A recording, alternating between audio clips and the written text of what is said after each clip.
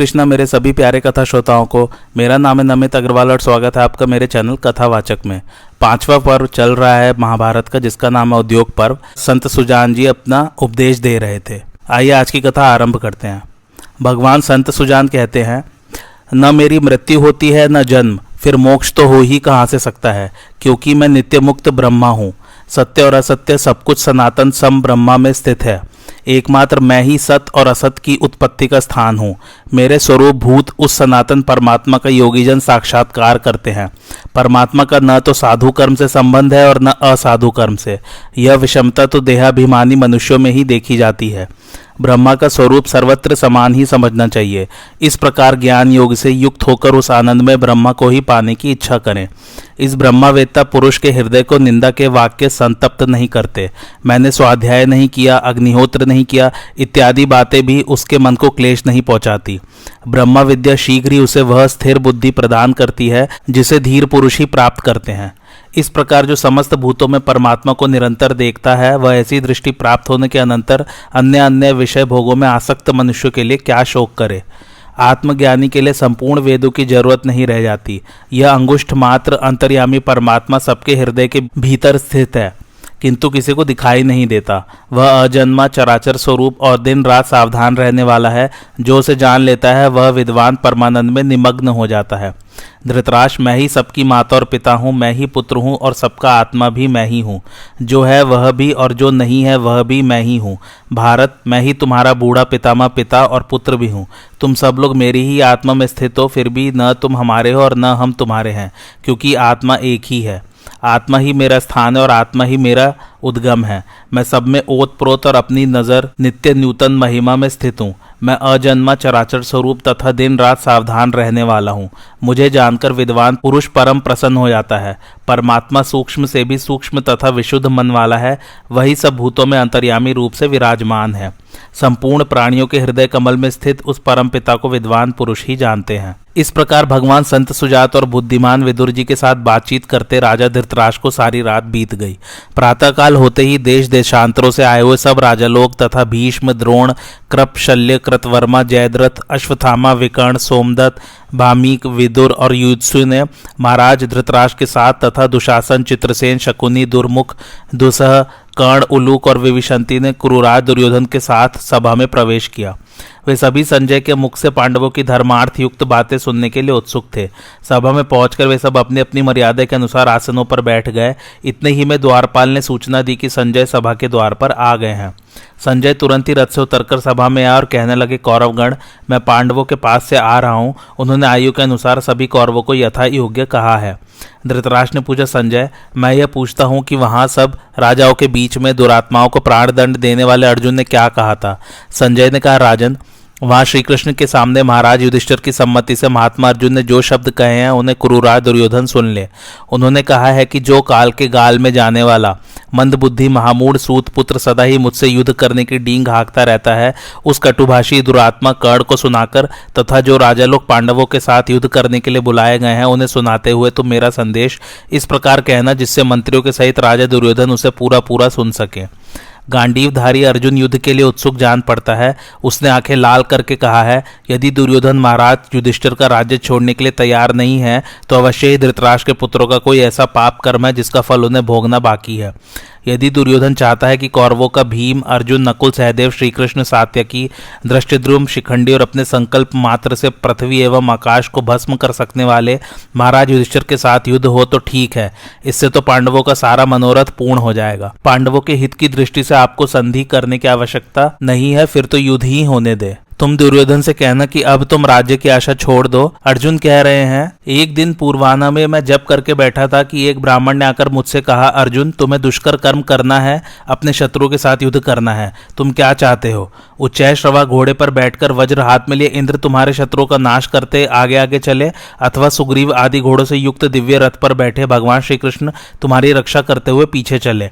उस समय मैंने वज्रपाणी इंद्र को छोड़कर इस युद्ध में सहायक रूप से श्री कृष्ण का ही वर्ण किया।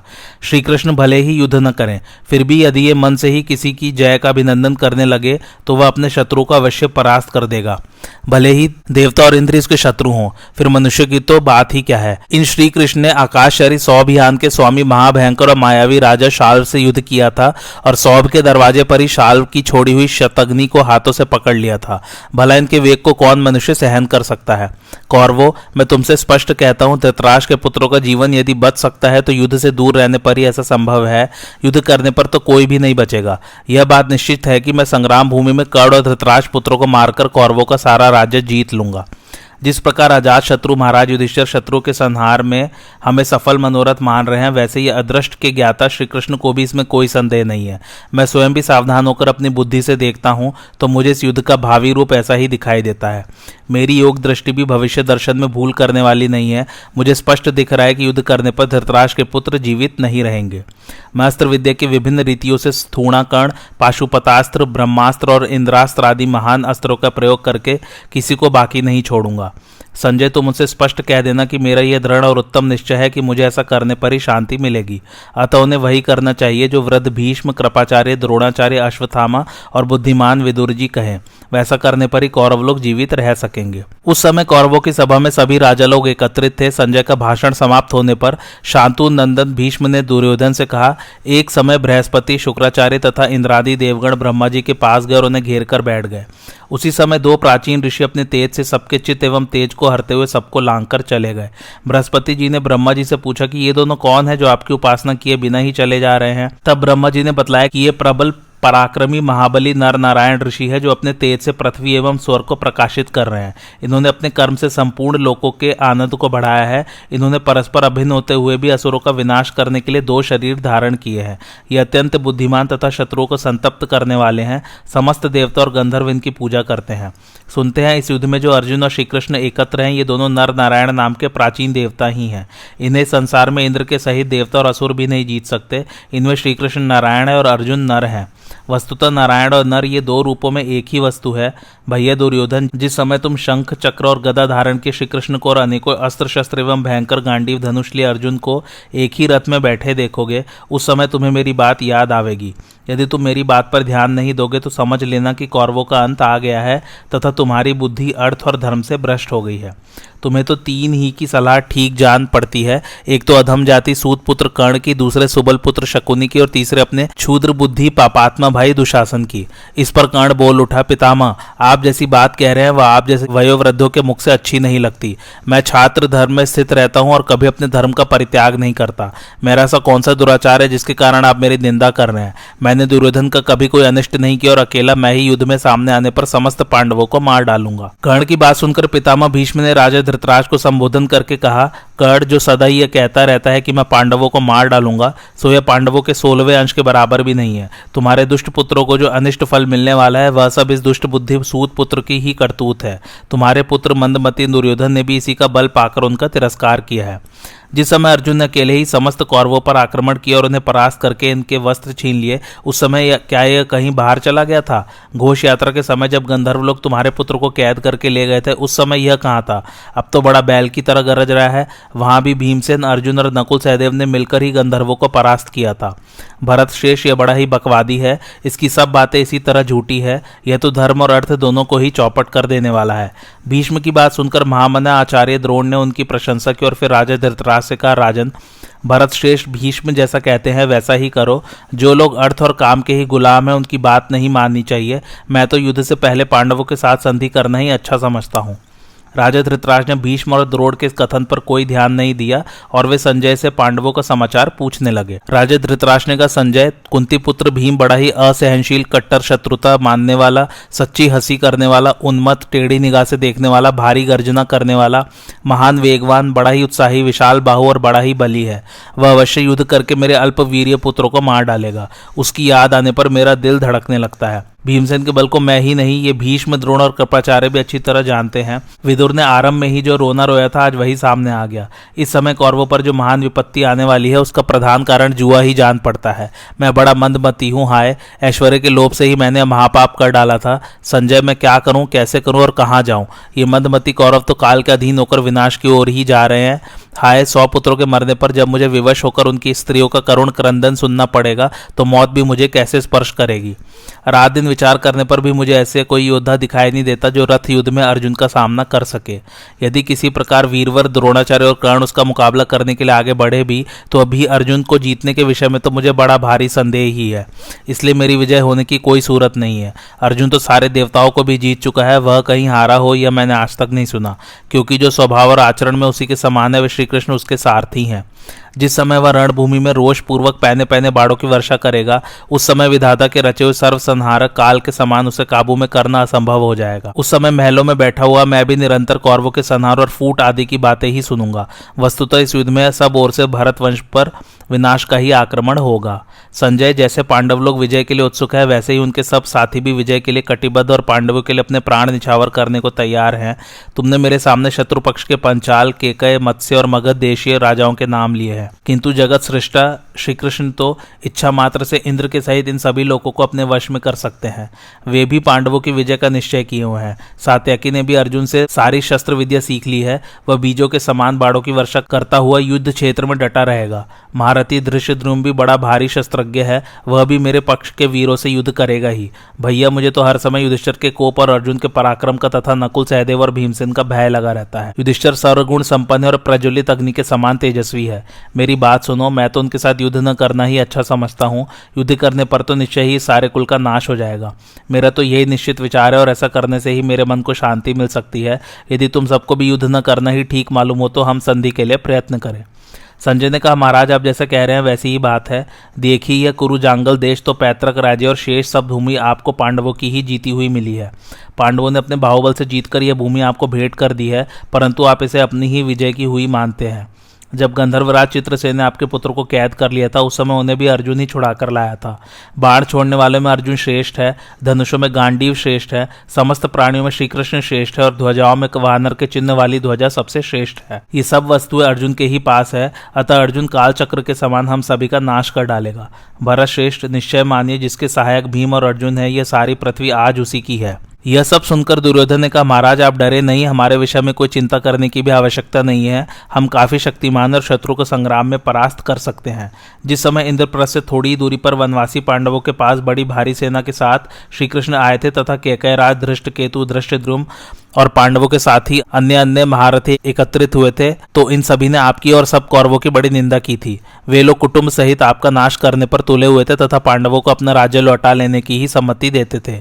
जब ये बात मेरे कानों में पड़ी तो बंधुओं के विनाश की आशंका से मैंने भीष्म, द्रोण और कृप को भी इसकी सूचना दी। उस समय मुझे यही दिखता था कि यह पांडव लोग ही राज सिंहासन पर बैठेंगे। मैंने उनसे कहा कि श्री कृष्ण तो हम सबका सर्वथा उच्छेद करके युधिष्ठिर को ही कौरवों का एक छत्र राजा बनाना चाहते हैं। ऐसी स्थिति में बतलाइए हम क्या करें? उनके आगे सिर झुका दें, डरकर भाग जाएं, अथवा प्राणों का मोह छोड़कर युद्ध में जूझें? युधिष्ठिर के साथ युद्ध करने में तो निश्चित रूप से हमारी ही पराजय होगी, क्योंकि सब राजा उन्हीं के पक्ष में है। हम लोगों से तो देश भी प्रसन्न नहीं है, मित्र लोग भी रूठे हुए हैं तथा सब राजा और घर के लोग भी हमें खरी खोटी सुनाते हैं। मेरी यह बात सुनकर द्रोणाचार्य, भीष्म, कृपाचार्य और अश्वत्थामा ने कहा था, राजन तुम डरो मत। जिस समय हम लोग युद्ध में खड़े होंगे शत्रु हमें जीत नहीं सकेंगे। हम में से प्रत्येक अकेला ही सारे राजाओं को जीत सकता है। आवे तो सही, हम अपने पैने बाड़ों से उनका सारा गर्व ठंडा कर देंगे। उस समय महातेजस्वी द्रोणाचार्य आदि का ऐसा ही निश्चय हुआ था। पहले तो सारी पृथ्वी हमारे शत्रुओं के ही अधीन थी, किंतु अब वह सबकी सब हमारे हाथ में है। इसके सिवा यहाँ जो राजा लोग इकट्ठे हुए हैं वे भी हमारे सुख दुख को अपना ही समझते हैं। समय पड़ने पर ये मेरे लिए आग में भी प्रवेश कर सकते हैं और समुद्र में भी कूद सकते हैं, यह आप निश्चय माने। आप शत्रुओं के विषय में बढ़ बढ़कर बातें सुनने से विलाप करने लगे और दुखी होकर पागल से हो गए हैं। महाराज, अब युधिष्ठिर भी मेरे प्रभाव से ऐसे डर गए हैं कि नगर न मांगकर केवल 5 गांव मांगने लगे हैं। आप जो कुंती पुत्र भीम को बड़ा बली समझते हैं, यह भी आपका भ्रम ही है। आपको अभी मेरे प्रभाव का पूरा पूरा पता नहीं है। इस पृथ्वी पर गदा युद्ध में मेरे समान कोई भी नहीं है, न कोई पहले तो और न आगे ही होगा। जिस समय रणभूमि में भीम के ऊपर मेरी गदा गिरेगी, उस समय उसके सारे अंग चूर चूर हो जाएंगे और वह मरकर धरती पर जा पड़ेगा। इसलिए इस महान युद्ध में आप भीमसेन का भय न करें। आप उदास न हो, उसे तो मैं अवश्य मार डालूंगा। इसके सिवा भीष्म, द्रोण, कृप, अश्वत्थामा, कर्ण, भूरिश्रवा, प्राग ज्योतिष नगर के राजा शल्य और जयद्रथ, इनमें से प्रत्येक वीर पांडवों को मारने में समर्थ है। गंगा देवी के गर्भ से उत्पन्न हुए ब्रह्मर्षि कल्प पितामह भीष्म के पराक्रम को तो देवता भी नहीं सह सकते। इसके सिवा उन्हें मारने वाला भी संसार में कोई नहीं है, क्योंकि उनके पिता शांतनु ने उन्हें प्रसन्न होकर यह वर दिया था, अपनी इच्छा बिना तुम नहीं मरोगे। राजन, आप व्यर्थी पांडवों से इतना क्यों डरते हैं? बताइए तो, भीमसेन के मारे जाने पर फिर हमसे युद्ध करने वाला उनमें कौन है? यदि आपको कोई दिखता हो तो मुझे बताइए। हमारी ओर 11 अक्षौहिणी सेना एकत्रित हुई है। शत्रु के पास तो हमसे कम केवल 7 अक्षौहिणी सेना है। फिर हमारी हार कैसे होगी? अतः इन सब बातों से आप मेरी सेना की सबलता और पांडवों की सेना की दुर्बलता समझकर घबराए नहीं। ऐसा कहकर राजा दुर्योधन ने समय पर प्राप्त हुए कार्य को जानने की इच्छा से संजय से फिर पूछा, संजय, तुम पांडवों की बड़ी प्रशंसा कर रहे हो, भला यह तो बताओ कि अर्जुन के रथ में कैसे घोड़े और कैसी ध्वजाएं हैं? संजय ने कहा, राजन, उस रथ की ध्वजा में देवताओं ने माया से अनेक प्रकार की छोटी बड़ी दिव्य और बहुमूल्य मूर्तियां बनाई हैं। पवन नंदन हनुमान जी ने उस पर अपनी मूर्ति स्थापित की और वह ध्वजा सब और 1 योजन तक फैली हुई है। विधाता की ऐसी माया है कि वृक्ष आदि के कारण भी इसकी गति में कोई बाधा नहीं आती। अर्जुन के रथ में चित्ररथ गंधर्व के दिए हुए वायु के समान वेग वाले सफेद रंग के उत्तम जाति के घोड़े जुते हुए हैं। उनकी गति पृथ्वी, आकाश और स्वर्ग आदि किसी भी स्थान में नहीं रुकती, तथा उनमें से यदि कोई मर जाता है तो वर के प्रभाव से उसकी जगह नया घोड़ा उत्पन्न होकर उनकी 100 संख्या में कभी कमी नहीं आती। धृतराष्ट्र ने पूछा, संजय, जो पांडवों के लिए मेरे पुत्र की सेना से युद्ध करेंगे, ऐसे किन किन वीरों को तुमने युधिष्ठिर की प्रसन्नता के लिए वहां आए हुए देखा था? संजय ने कहा, राजन, संग्राम के लिए भीष्म शिखंडी के हिस्से में रखे गए हैं। उसके पृष्ठपोषक रूप से मत्स्य देशीय वीरों के साथ राजा विराट रहेंगे। मद्रराज शल्य बड़े भाई युधिष्ठिर के जिम्मे है। अपने 100 भाई और पुत्रों के सहित दुर्योधन तथा पूर्व और दक्षिण दिशाओं के राजा भीमसेन के भाग हैं। कर्ण, अश्वत्थामा, विकर्ण और सिंधुराज जयद्रथ से लड़ने का काम अर्जुन को सौंपा गया है। इनके सिवा और भी जिन राजाओं के साथ दूसरों का युद्ध करना संभव नहीं है, उन्हें भी अर्जुन ने अपने ही हिस्से में रखा है। कैकेय देश के जो महान धनुर्धर 5 सहोदर राजपुत्र हैं, वे हमारे पक्ष के कैकेय वीरों के साथ ही युद्ध करेंगे। दुर्योधन और दुशासन के सब पुत्र और राजा बृहद्वल, सुभद्रा नंदन अभिमन्यु के भाग में रखे गए हैं। धृष्टद्युम्न के नेतृत्व में द्रौपदी के पुत्र आचार्य द्रोण का सामना करेंगे। सोमदत्त के साथ चेकितान का रथ युद्ध होगा और भोजवंशी कृतवर्मा के साथ सात्यकी लड़ना चाहता है। माद्री के पुत्र महावीर सहदेव ने स्वयं ही आपके साले शकुनी को अपने हिस्से में रखा है, तथा माद्री नंदन नकुल ने उलूक, कैतव्य और सारस्वतों के साथ युद्ध करने का निश्चय किया है। इनके सिवा इस महायुद्ध में और भी जो राजा आपकी ओर से युद्ध करेंगे, उनके नाम ले लेकर युद्ध करने के लिए पांडवों ने योद्धाओं को नियुक्त कर दिया है। यह सुनकर राजा धृतराष्ट्र ने कहा, दुर्योधन, तुम युद्ध का विचार छोड़ दो। महापुरुष युद्ध को तो किसी भी अवस्था में अच्छा नहीं बताते। इसलिए बेटा, तुम पांडवों को उनका यथोचित भाग दे दो। तुम्हारे और तुम्हारे मंत्रियों के निर्वाह के लिए तो आधा राज्य भी बहुत है। देखो, न तो मैं युद्ध करना चाहता हूँ, न वाल्मीकि उसके पक्ष में, और न भीष्म, द्रोण, अश्वत्थामा, संजय, सोमदत्त, शल्य, कृपाचार्य युद्ध करना चाहते हैं। मैं समझता हूँ तुम भी अपनी इच्छा से यह युद्ध नहीं कर रहे हो, बल्कि पापात्मा दुशासन, कर्ण और शकुन ही तुमसे यह काम करा रहे हैं। इस पर दुर्योधन ने कहा, पिताजी, मैंने आप, द्रोण, अश्वत्थामा, संजय, भीष्म, काम्बोज, नरेश, कृप, सत्यव्रत, पुरुमित्र, भूरिश्रवा अथवा आपके अन्य अन्य योद्धाओं के भरोसे पांडवों को युद्ध के लिए आमंत्रित नहीं किया है। इस युद्ध में पांडवों का संहार तो मैं, कर्ण और भाई दुशासन, हम 3 ही कर लेंगे। या तो पांडवों को मारकर मैं ही इस पृथ्वी का शासन करूंगा, या पांडव लोग ही मुझे मारकर इसे भोगेंगे। मैं जीवन, राज्य और धन ये सब तो छोड़ सकता हूँ, किंतु पांडवों के साथ रहना मेरे वश की बात नहीं है। धृतराष्ट्र ने कहा, बंधुओं, मुझे तुम सभी कौरवों के लिए बड़ा शोक है। दुर्योधन को तो मैंने त्याग दिया, किंतु जो लोग इस मूर्ख का अनुसरण करेंगे वे भी अवश्य यमलोक में जाएंगे। जब पांडवों की मार से कौरव सेना व्याकुल हो जाएगी, तब तुम्हें मेरी बात का स्मरण होगा। तब दुर्योधन का हर्ष बढ़ाते हुए कर्ण ने कहा, गुरुवर परशुराम जी से मैंने जो ब्रह्मास्त्र प्राप्त किया था वह अभी तक मेरे पास है। अतः अर्जुन को जीतने में तो मैं अच्छी तरह समर्थ हूँ। उसे परास्त करने का भार मेरे ऊपर रहा। यही नहीं, मैं पांचाल, करुष, मत्स्य और बेटे पोतों के सहित अन्य सब पांडवों को भी एक क्षण में मारकर शस्त्रास्त्र के द्वारा प्राप्त होने वाले लोकों को प्राप्त करूंगा। पितामह भीष्म, द्रोणाचार्य तथा अन्य सब राजा लोग भी आपके ही पास रहें। पांडवों को तो अपनी प्रधान सेना के सही जाकर मैं ही मार दूंगा। यह काम मेरे जिम्मे रहा। जब कर्ण इस प्रकार कह रहा था तो भीष्म जी कहने लगे, कर्ण, तुम्हारी बुद्धि तो कालवश नष्ट हो गई है। तुम क्या बढ़ बढ़कर बातें बना रहे हो? याद रखो, इन कौरवों की मृत्यु तो पहले तुम जैसे प्रधान वीर के मारे जाने पर ही होगी, इसलिए तुम अपनी रक्षा का प्रबंध करो। अजी, खांडव वन का दाह कराते समय श्री कृष्ण के सहित अर्जुन ने जो काम किया था उसे सुनकर ही तुम्हें अपने बंधु बांधवों के सहित होश में आ जाना चाहिए। देखो, बाड़ासुर और भौमासुर का वध करने वाले श्री कृष्ण अर्जुन की रक्षा करते हैं। इस घोर संग्राम में वे तुम जैसे चुने चुने वीरों का ही नाश करेंगे। यह सुनकर कर्ण बोला, पितामह जैसा कहते हैं, श्री कृष्ण तो निसंदेह वैसे ही हैं, बल्कि उससे भी बढ़कर हैं, परंतु इन्होंने मेरे लिए जो कुछ कड़ी बातें कही हैं उनका परिणाम भी ये कान खोलकर सुन ले। अब मैं अपने शस्त्र रखे देता हूं। आज से मुझे पितामह रणभूमि या राजसभा में नहीं देखेंगे। बस जब आपका अंत हो जाएगा तभी पृथ्वी के सब राजा लोग मेरा प्रभाव देखेंगे। ऐसा कहकर महान धनुर्धर कर्ण सभा से उठकर अपने घर चला गया। अब भीष्म जी सब राजाओं के सामने हंसते हुए राजा दुर्योधन से कहने लगे, राजन, कर्ण तो सत्य प्रतिज्ञ है। फिर उसने जो राजाओं के सामने ऐसी प्रतिज्ञा की थी कि मैं नित्य प्रति सहस्त्रों वीरों का संहार करूंगा, उसे वह कैसे पूरी करेगा? इसका धर्म और तप तो तभी नष्ट हो गया था जब इसने भगवान परशुराम जी के पास जाकर अपने को ब्राह्मण बताते हुए उनसे शस्त्र विद्या सीखी थी। जब भीष्म ने इस प्रकार कहा और कर्ण शस्त्र छोड़कर सभा से चला गया तो मंदमती दुर्योधन कहने लगा, पितामह, पांडव लोग और हम अस्त्र विद्या योद्धाओं के संग्रह तथा शस्त्र संचालन की फुर्ती और सफाई में समान ही है और है भी दोनों मनुष्य जाति के ही। फिर आप ऐसा कैसे समझते हैं कि पांडवों की ही विजय होगी? मैं आप, द्रोणाचार्य, कृपाचार्य, वाल्मीकि अथवा अन्य राजाओं के बल पर यह युद्ध नहीं ठान रहा हूं। पांचों पांडवों को तो मैं, कर्ण और भाई दुशासन, हम तीन ही अपने पैने बाड़ों से मार डालेंगे। इस पर विदुर जी ने कहा, तात, हमने पूर्व पुरुषों के मुख से सुना था कि किसी समय एक चिड़ीमार ने चिड़ियों को फंसाने के लिए पृथ्वी पर जाल फैलाया। उस जाल में साथ साथ रहने वाले दो पक्षी फंस गए। तब वे दोनों उस जाल को लेकर उड़ चले। चिड़ीमार उन्हें आकाश में चढ़े देखकर उदास हो गया और जिधर जिधर वे जाते उधर उधर ही उनके पीछे दौड़ रहा था। इतने में ही एक मुनि की उस पर दृष्टि पड़ी। उस व्याध से उन मुनिवर ने पूछा, अरे व्याध, मुझे ये बात बड़ी विचित्र जान पड़ती है कि तू उड़ते हुए पक्षियों के पीछे पृथ्वी पर भटक रहा है। व्याध ने कहा, ये दोनों पक्षी आपस में मिल गए हैं, इसलिए मेरे जाल को लिए जा रहे हैं। अब जहां इनमें झगड़ा होने लगेगा वही यह मेरे वश में आ जाएंगे। थोड़ी ही देर में काल के वशीभूत हुए उन पक्षियों में झगड़ा होने लगा और वे लड़ते लड़ते पृथ्वी पर गिर पड़े। बस चिड़ीमार ने चुपचाप उनके पास जाकर उन दोनों को पकड़ लिया। इसी प्रकार जब दो कुटुंबियों में संपत्ति के लिए परस्पर झगड़ा होने लगता है तो वे शत्रुओं के चंगुल में फंस जाते हैं। एक बार कई भील और ब्राह्मणों के साथ हम गंधबाधन पर्वत पर गए थे। वहां हमने एक शहद से भरा हुआ छत्ता देखा। अनेकों विषधर सर्प उसकी रक्षा कर रहे थे। वह ऐसा गुड़युक्त था कि यदि कोई पुरुष उसे पाले तो अमर हो जाए, अंधा सेवन करे तो सूझता हो जाए और बूढ़ा युवा हो जाए। यह बात हमने रासायनिक ब्राह्मणों से सुनी थी। भील लोग उसे प्राप्त करने का लोभ न रोक सके और उस सर्पों वाली गुफा में जाकर नष्ट हो गए। इसी प्रकार आपका पुत्र दुर्योधन अकेला ही सारी पृथ्वी को भोगना चाहता है। इसे मोहवश शहद तो दिख रहा है किंतु अपने नाश का सामान दिखाई नहीं देता। विदुर जी का वक्तव्य समाप्त होने पर राजा धृतराष्ट्र ने कहा, बेटा दुर्योधन, देखो, तुम सत्पुरुष और तुम्हारे हित की कहने वाले सुहृदों के कथनानुसार आचरण करो और इन वयोवृद्ध पितामह भीष्म की बात पर ध्यान दो। मैं भी कौरवों के ही हित की बात सोचता हूँ। तुम्हें मेरी बात भी सुननी चाहिए और द्रोण, कृप, विकर्ण एवं महाराज भामी के कथन पर भी ध्यान देना चाहिए।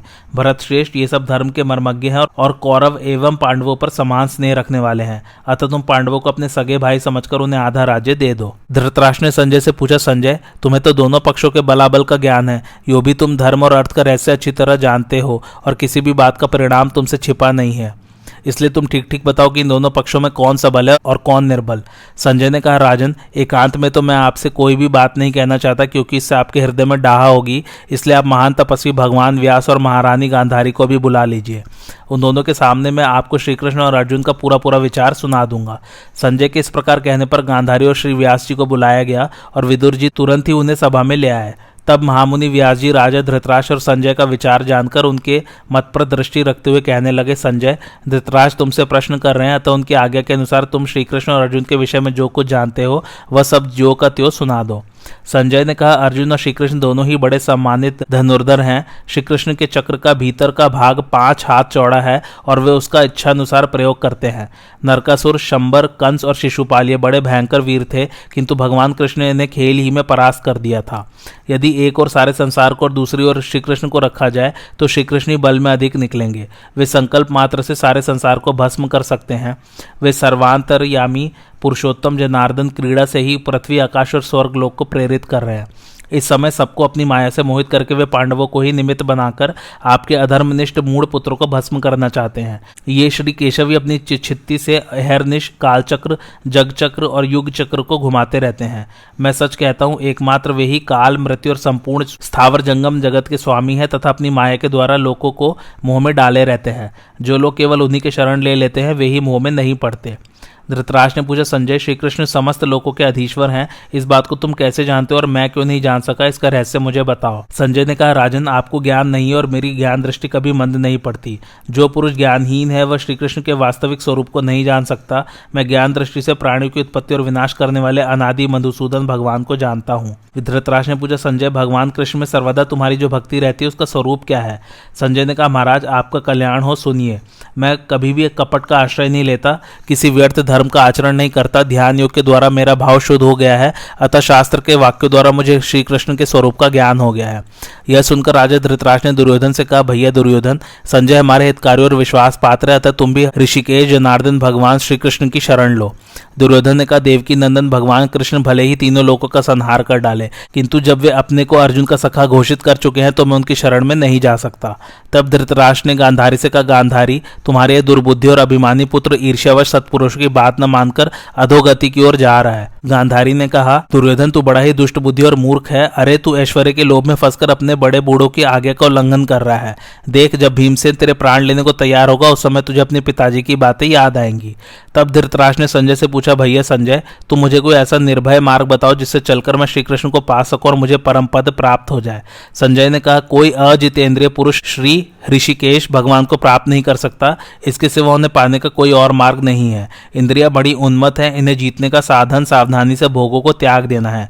प्रमाद और हिंसा से दूर रहना निसंदेह यही ज्ञान के मुख्य कारण है। इंद्रियों को निश्चल रूप से अपने काबू में रखना, इसी को विद्वान लोग ज्ञान कहते हैं। वास्तव में यही ज्ञान है और यही मार्ग है जिससे कि बुद्धिमान लोग उस परम पद की ओर बढ़ते हैं। धृतराष्ट्र बोले, संजय, जो लोग अपने नेत्रों से भगवान के तेजोमय दिव्य विग्रह का दर्शन करते हैं उन नेत्रवान पुरुषों के भाग्य की मुझे भी लालसा होती है।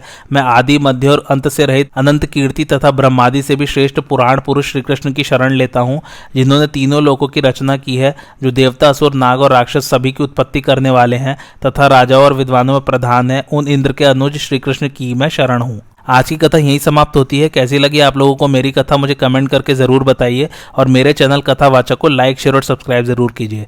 Thanks for watching. धन्यवाद।